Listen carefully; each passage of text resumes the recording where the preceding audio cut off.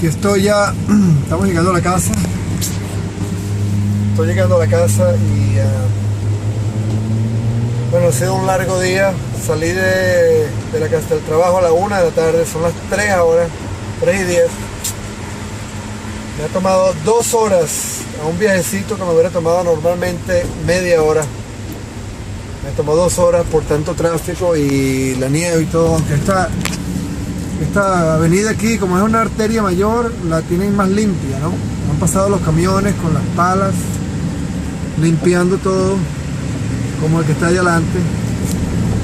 Pero las calles pequeñas sí están bastante llenas de nieve. Ya veremos cuando llegue a mi casa, como pueden dar cuenta aquí todo. ¿Verdad? Miren, aquí está el camión que limpia la nieve aquí.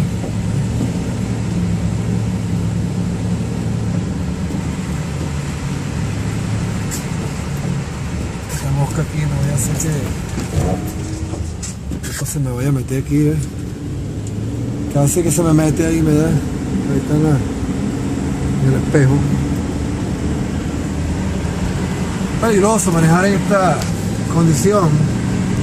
Ha estado nevando desde esta mañana, desde las 9 de la mañana,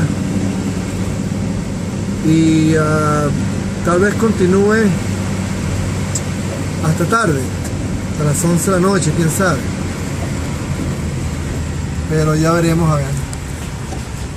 Entonces bueno, cuando esté llegando a la casa le firmo otro poquito para que vean cómo está todo por ahí, aunque ya estoy a varias cuadras de la casa.